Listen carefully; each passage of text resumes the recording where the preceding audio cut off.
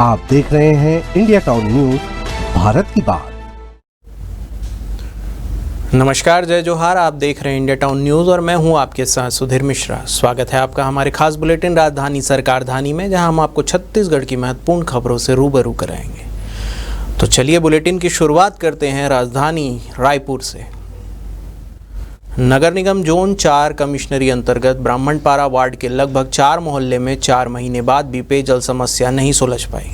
यहाँ स्थिति ऐसी है कि जुलाई अगस्त महीने में भी नागरिक पार्षद अजय साहू ने टैंकर की डिमांड करने लगे हैं। इधर नगर निगम ने इस मोहल्ले में पेयजल समस्या निपटाने गर्मी के मौसम से लेकर अब तक अनेक प्रयोग किए, लेकिन इसमें सफलता नहीं मिली। अब प्रयोग की इसी कड़ी में पानी की पाइपलाइन के भीतर की स्थिति को जांचने रोबोटिक लेंस का इस्तेमाल करेगा। निगम आयुक्त ने कहा है कि शहर के मध्य स्थित इस मोहल्ले की पेयजल समस्या निगम के लिए भी लगातार चुनौती बनी हुई है। इसका समाधान जल्द निकाला जाएगा। इधर वार्ड पार्षद ने कहा है कि अधिकारी समस्या का समाधान करने उचित और ठोस कार्रवाई नहीं कर रहे हैं। यह इसी का नतीजा है।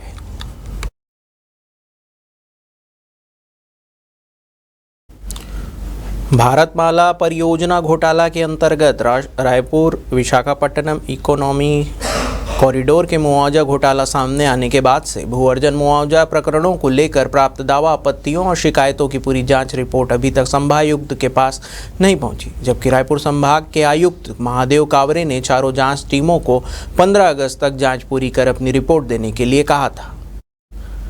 आपको बता दें कि संभागायुक्त के सख्त निर्देश के बाद केवल एक टीम द्वारा ही जांच रिपोर्ट सौंपी गई। इसे देखते हुए कावरे फिर एक बार चारों टीमों को बुलाकर जवाब तलब करेंगे और जांच रिपोर्ट की वस्तु स्थिति की जानकारी लेंगे। संभागायुक्त के मुताबिक जांच रिपोर्ट प्रस्तुत करने में पहले से ही काफ़ी विलंब हो चुका है, जबकि पूरी जाँच रिपोर्ट के आधार पर ही आगे की कार्रवाई की जा सकेगी।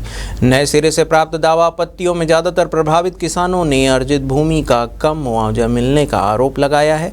ऐसे प्रकरणों में प्रभावित किसान संभागायुक्त के न्यायालय के समक्ष अपना अभ्यावेदन प्रस्तुत कर सकते हैं। वहीं गड़बड़ी या अनियमितता संबंधी शिकायतों के संबंध में राज्य शासन द्वारा निर्णय लिया जाना है।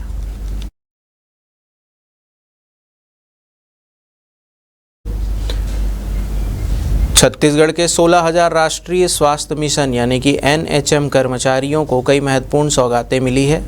स्वास्थ्य संचालक और NHM की MD डॉक्टर प्रियंका शुक्ला ने बताया कि स्वास्थ्य एवं परिवार कल्याण विभाग के सचिव अमित कटारिया की अध्यक्षता में हुई राज्य स्वास्थ्य समिति की कार्यकारिणी बैठक में छत्तीसगढ़ प्रदेश NHM कर्मचारी संघ की मांगों पर विस्तृत चर्चा के बाद कई अहम निर्णय लिए गए।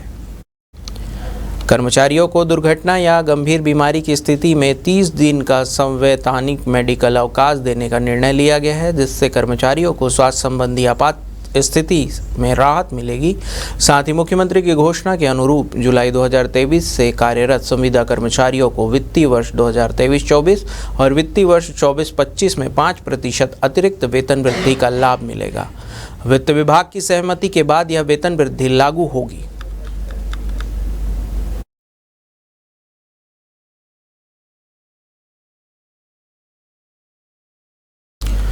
राजधानी रायपुर के गुढ़ियारी स्थित अवधपुरी मैदान में श्री कृष्ण जन्माष्टमी के पावन अवसर पर ऐतिहासिक विशाल दही हांडी उत्सव हर्षोल्लास और भक्तिमय माहौल में संपन्न हुआ। इस भव्य आयोजन में मुख्यमंत्री विष्णुदेव साय समेत राज्य के कई प्रमुख गणमान्य अतिथियों की उपस्थिति में कार्यक्रम की गरिमा को और बढ़ा दिया। कार्यक्रम का विशेष आकर्षण वह पल रहा जब दक्षिण कौशल पीठाधीश्वर महंत राजीव दास लोचन ने आयोजन के संयोजक बसंत अग्रवाल को धर्मवीर की उपाधि से सम्मानित किया। इस अवसर पर मुख्यमंत्री ने बसंत अग्रवाल को बधाई देते हुए आयोजन की सराहना की और कहा कि ऐसे सांस्कृतिक आयोजन छत्तीसगढ़ की समृद्ध विरासत को और सशक्त करते हैं। कार्यक्रम में देश भर से आई गोविंदा टोलियों ने दही हांडी प्रतियोगिता में भाग लिया। इसके साथ ही इंडियन आइडल विजेता पवनदीप राजन की सुरीली प्रस्तुति पर जहां पूरा मैदान झूम उठा, वहीं प्रसिद्ध भजन गायिका गीताबेन रबारी के भजनों ने भक्तिपूर्ण माहौल में आध्यात्मिक रंग भर दिया। छत्तीसगढ़ की लोक गायिका पूनम और दिव्या तिवारी ने भी अपनी प्रस्तुतियां दी, सबका दिल जीत लिया। ओडिशा के पारंपरिक घंटा बाजा कलाकारों की प्रस्तुति और ग्रीस युक्त खंबे पर चढ़ाई प्रतियोगिता ने दर्शकों को और रोमांचित कर दिया।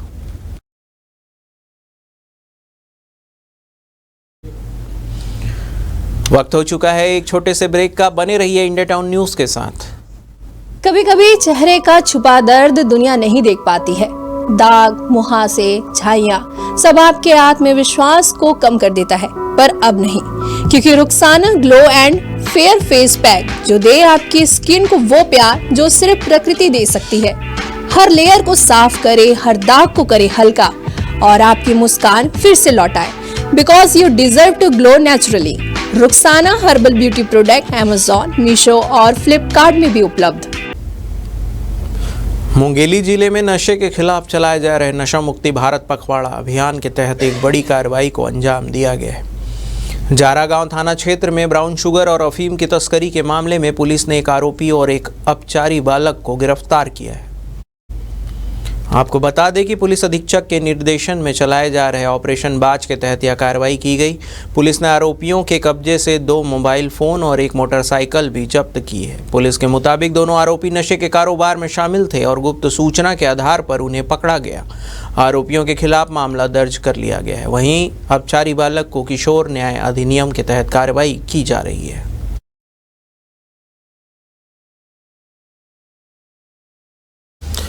महासमुंद की खबर है, जहां जिले में नशे के अवैध कारोबार पर लगाम कसते हुए महासमुंद पुलिस और एंटी नारकोटिक्स टास्क फोर्स ने एक बड़ी कार्रवाई को अंजाम दिया है। पुलिस ने नशीली कप सिरप और नशीली टैबलेट की तस्करी और सेवन से शामिल 9 आरोपियों को गिरफ्तार कर उनके कब्जे से भारी मात्रा में नशीली दवाइयां जब्त की है।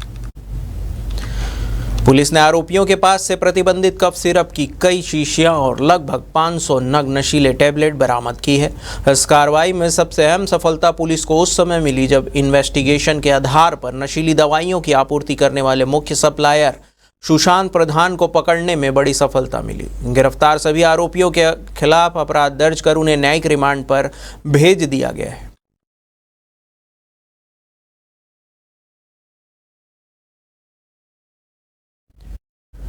ग्राम पंचायत डोकरपाली में अवैध शराब बिक्री के खिलाफ ग्रामीण और जनप्रतिनिधि एकजुट हो गए हैं।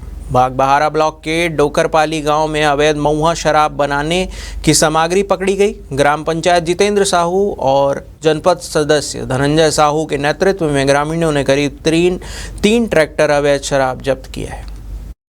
तेंदुकोना पुलिस को कई बार शिकायत के बावजूद कोई कार्रवाई नहीं करने पर जनप्रतिनिधियों और ग्रामीणों ने खुद ही सख्त कदम उठाया। आपको बता दें कि कुछ दिन पहले डोकरपाली में एक नशाखोर द्वारा 4 वर्षीय बालिका के साथ किए गए घिनौने अपराध के बाद कांग्रेसी नेता अंकित बागबहारा ने अवैध शराब की बिक्री और नशे के खिलाफ थाना में ज्ञापन दिया था, जिसमें पुलिस की ओर से अब तक कोई प्रभावी कार्रवाई नहीं हुई है। ग्रामीणों और जनप्रतिनिधियों का कहना है कि अवैध शराब के खिलाफ सख्त कार्रवाई होनी चाहिए ताकि गांव में अपराध और नशाखोरी पर रोक लगाई जा सके।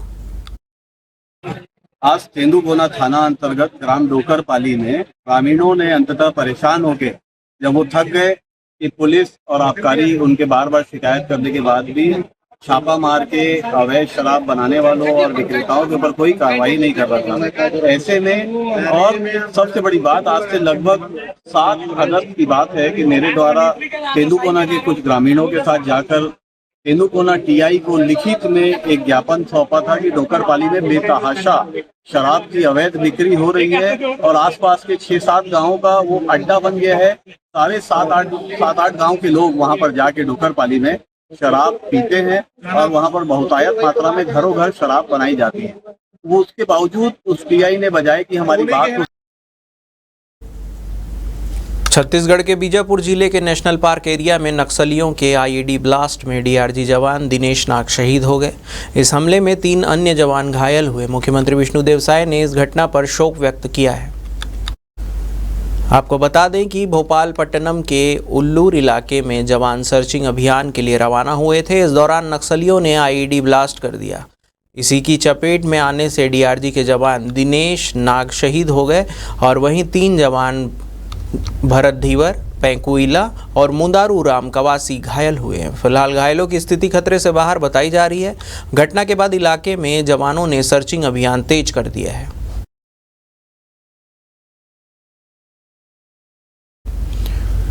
नारायणपुर में फर्जी एनकाउंटर का कांग्रेस ने आरोप लगाया है। छत्तीसगढ़ कांग्रेस अध्यक्ष दीपक बैज ने चिड़िया मारने गए युवकों को नक्सली बताकर एनकाउंटर करने का आरोप लगाते हुए इस पर आदिवासी संगठनों के साथ मिलकर बड़ा आंदोलन करने की बात कही है।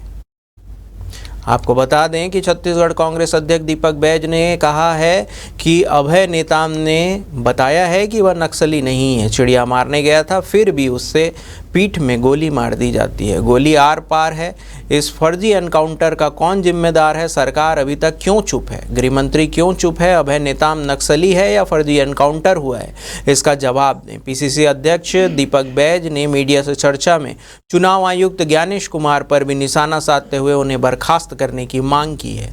बैज ने यह भी कहा है कि चुनाव आयुक्त प्रेस कॉन्फ्रेंस में बीजेपी के नेताओं की भाषा बोल रहे थे। हम मांग करते हैं कि चुनाव आयुक्त को बर्खास्त कर देना चाहिए, तभी निष्पक्ष चुनाव हो पाएंगे।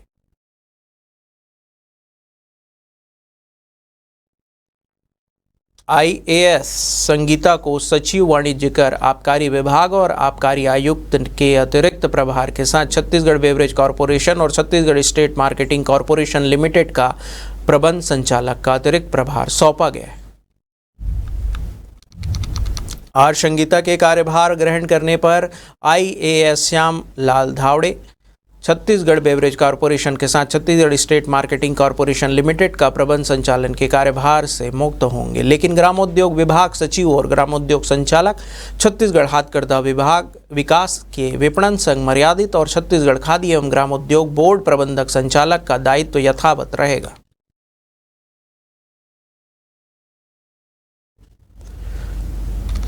प्रदेश के 16,000 से अधिक एनएचएम कर्मचारी 20 वर्षों से संविदा व्यवस्था में कार्यरत है, लेकिन आज तक उनकी सेवा स्थिरीकरण और अन्य मांगे पूरी नहीं हुई है। मोदी सरकार की ओर से पहले समर्थन के वादे के बावजूद राज्य सरकार ने अब तक उनकी बात नहीं मानी है। इसके विरोध में एनएचएम कर्मचारी संघ ने 18 अगस्त से अनिश्चितकालीन हड़ताल शुरू कर दी है, जिससे जिले भर की स्वास्थ्य सेवाओं पर गहरा असर पड़ने की संभावना है। कर्मचारी संघ ने शासन के बेरुखी रवैये को जिम्मेदार ठहराते हुए चेतावनी दी है कि जब तक उनकी मांगों को लिखित आश्वासन नहीं मिलता तब तक आंदोलन जारी रहेगा।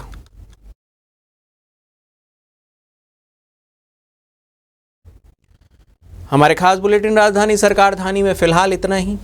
तमाम खबरों के लिए देखते रहिए इंडिया टाउन न्यूज़ भारत की बात। नमस्कार। आप देख रहे हैं इंडिया टाउन न्यूज़ भारत की बात।